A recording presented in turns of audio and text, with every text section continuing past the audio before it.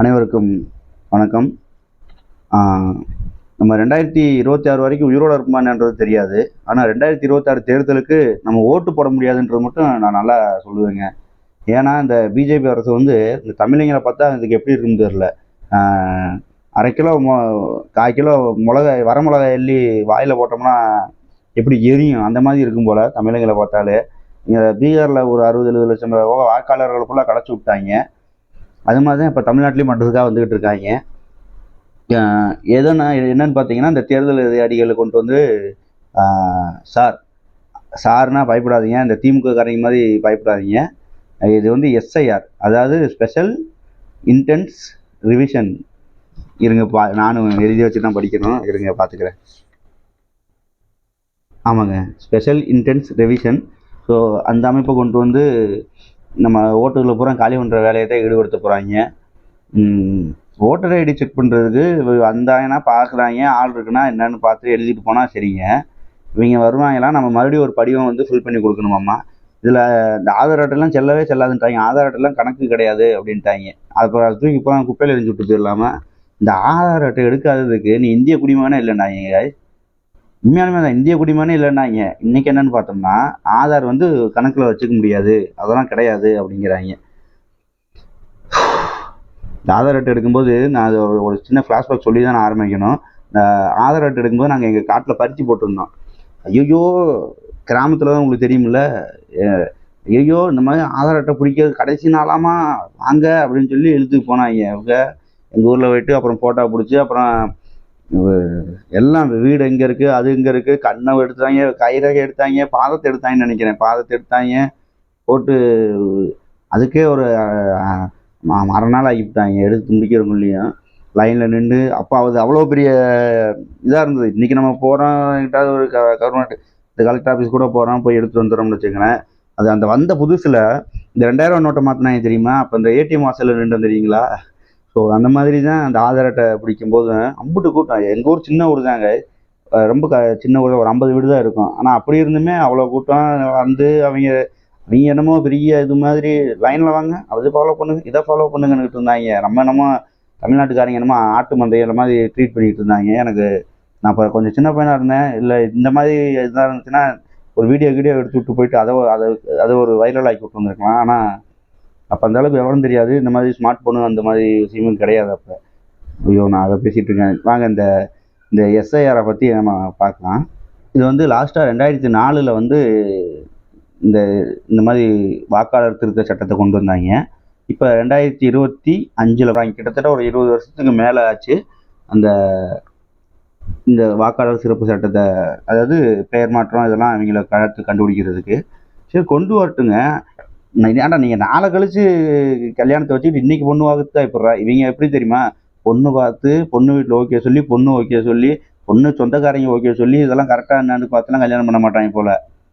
முகூர்த்த தேதியே ஃபிக்ஸ் பண்ணிடுறது.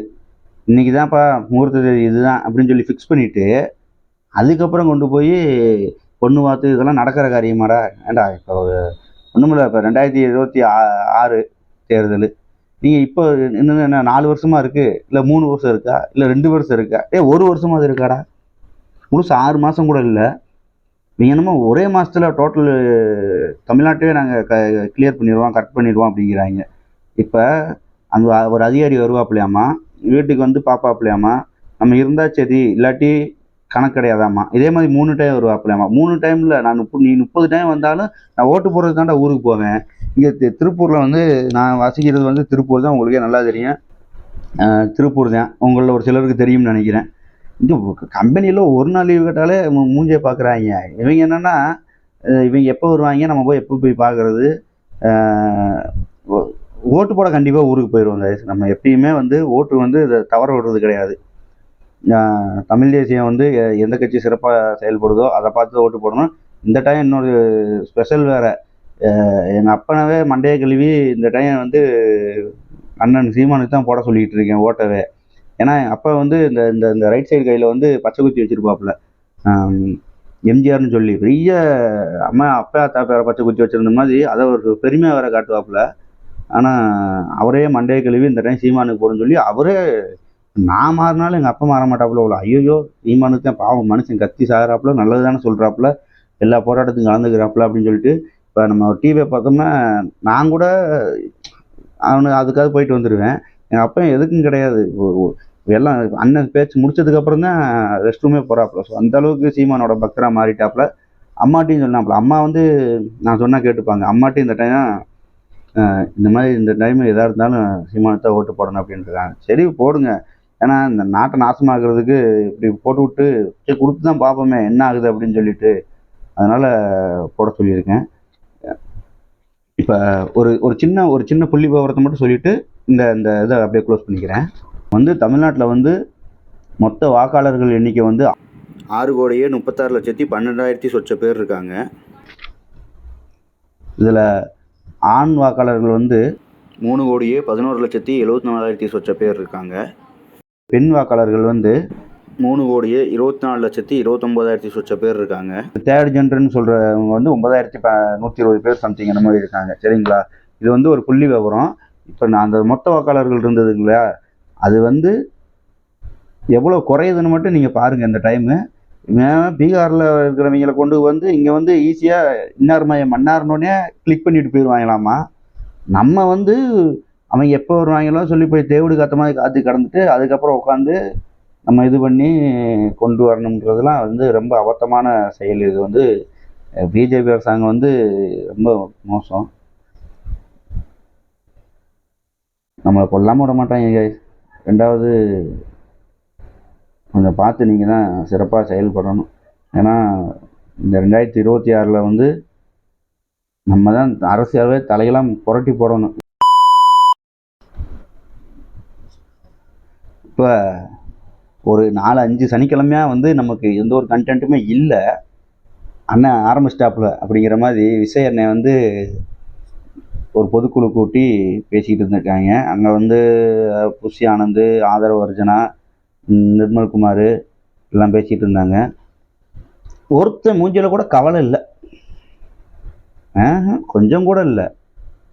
அது வந்து கொஞ்சமாவது அறிவு சார்ந்த கூட்டமாக இருந்தால் இருக்கும். அவங்க தான் புறாத்தையும் விற்று அடமானத்துகளை வச்சு.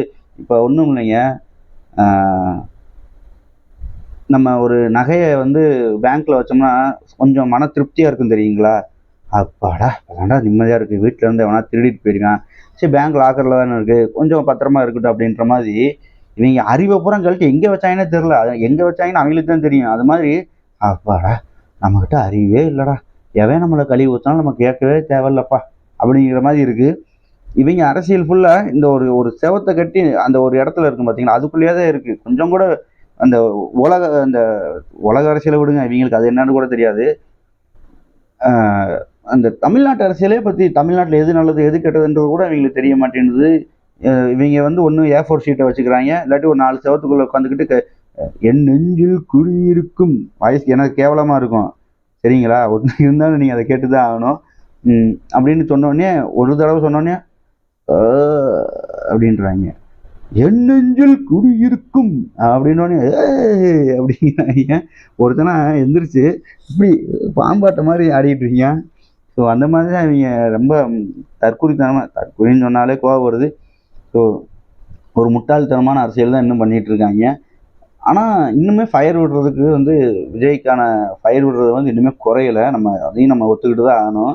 ஸோ அவங்களையும் சீர்படுத்தி நம்ம அரசியலுக்கு வந்து மாற்றப்படணுன்றதான் நமக்கு, அதுதான் நம்மளும் பாடுபட்டுக்கிட்டு இருக்கோம். இப்போ நான் இருக்கேன் வச்சுக்கோங்களேன், இப்போ நான் இப்போ காணொலி போடுறேன், இதில் நீங்கள் எது இல்லைப்பா நீ இது பேசுறது நல்லதுப்பா, இது பேசுறது கெட்டதுப்பான்னு நீங்கள் சொன்னீங்கன்னா நான் அதை மாற்றிக்கிறதுக்கான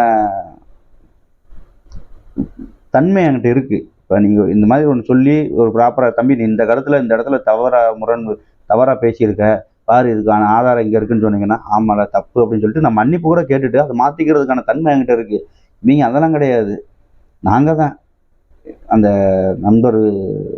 நண்பர் பில்லாராம் சொல்லுவாப்புல பார்த்தீங்களா, முட்டாள் யாரா, நாங்கள் தான் அறிவாளி இல்லையே, கேனப்ப யாரா, நாங்கள் தான் தற்குறி யாரா, நாங்கள் தான் அப்படிங்கிற மாதிரி அவங்களே பெருமை கொண்டுக்கிட்டு இருக்காங்க. ரெண்டாவது இன்னுமே விஜயகார் வருது, அதில் ஏறி நின்று ஃபோட்டோ பிடிக்கிறது தான் இருக்காங்க. இது வந்து அவங்களுக்குள்ளே முடிஞ்சிட்டா பிரச்சனை இல்லை. இவங்க இந்த ரோட்டுக்கு வரும்போது பொதுமக்கள் பாதிக்கப்படுறாங்க. இந்த இந்த கருத்தை வந்து நீங்கள் தயவு செஞ்சு கமெண்ட்ஸில் தயவு செஞ்சு சொல்லுங்கள். இவங்கனால பாதிக்கப்பட்ட மக்கள் யாராவது 1-2 பேர் இருந்தீங்கன்னா நம்ம வீடியோ பார்த்தீங்கன்னா சொல்லிடுங்க. இல்லை இந்த இது வந்து நல்லதான்னு சொல்லுங்கள். இந்த மாதிரி இவங்க ரோட்டுக்கு வந்து விஜய் கார் வரும்போது ஏறி நின்று வண்டியில் நின்று ஃபோட்டோ பிடிச்சிட்டு ஒரு காரு இடிச்சுக்கிச்சு. சரிங்களா? இதெல்லாம் நல்ல அரசியலாங்கிறத நீங்கள் தயவு செஞ்சு கமெண்ட்ஸில் சொல்லுங்கள்.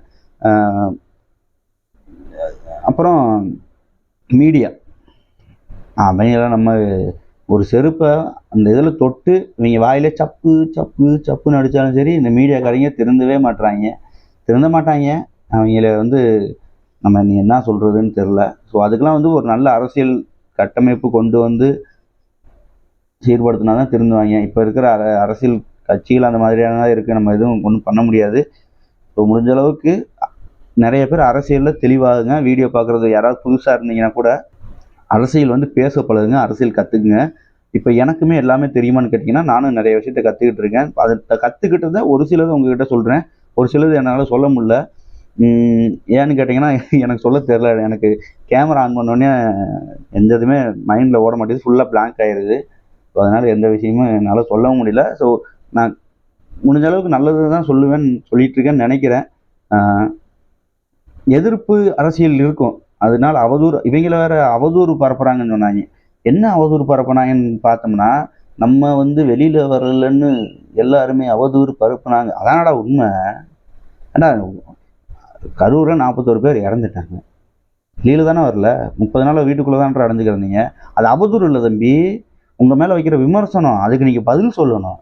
அவதூறு பரப்புறாங்க அப்படிங்கிற ஏன்டா டே விஜய சொல்லலை, நான் பொதுவாக சொல்லிகிட்டு இருக்கேன். ஏன்டா டே அப்படின்னோம்ல, அந்த மாதிரி நான் சொல்லிகிட்டு இருக்கேன். ஸோ இது போன்ற அரசியலும் நம்ம புறக்கணிக்கணும். மக்கள் விழிப்புணர்வு அடையணும். நிறைய அரசியல் பேசுங்க, நிறைய அரசியல் பாருங்கள். சின்ன சின்ன பசங்களாம் இருந்தீங்கன்னா அரசியல் கற்றுக் கொடுங்க. எனக்கெல்லாம் எங்கள் அப்பா உண்மையாலுமே எனக்கு அரசியல் சின்ன வயசுலேருந்தே சொல்லி கொடுத்தாரு. இதுடான்னு சொல்லி கொடுத்ததுனால ஓரளவுக்கு நான் தெளிவாக இருக்கேன். ஸோ நான் என்னோட அண்ணன் பசங்களுக்கும் நான் ஒரு சில இதெல்லாம் சொல்லி கொடுத்துட்ருக்கேன். நீங்களும் உங்கள் குழந்தைங்களுக்கு உங்கள் பசங்களுக்கெல்லாம் சொல்லி அரசியல் கொஞ்சம் சொல்லிக் கொடுங்க. ஸோ பேரண்ட்ஸ் உங்கள் கையில் தான் இருக்குது. ஸோ நமக்கு எதுக்கு அரசியல், நமக்கு எதுக்கு அப்படின்னு சொல்லி விட்டுறாதீங்க. சரிங்களா? இன்னும் இது போன்ற வீடியோக்கள்லாம் அரசியல் சார்ந்து போடணும்னு சொல்லி, இல்லை இது போன்ற தவறுகள்லாம் இருக்குன்னு சொல்லி உங்களுக்கு ஏதாவது சொல்லணும்னு தோணுச்சுன்னா கமெண்ட்ஸில் சொல்லுங்கள். நன்றி.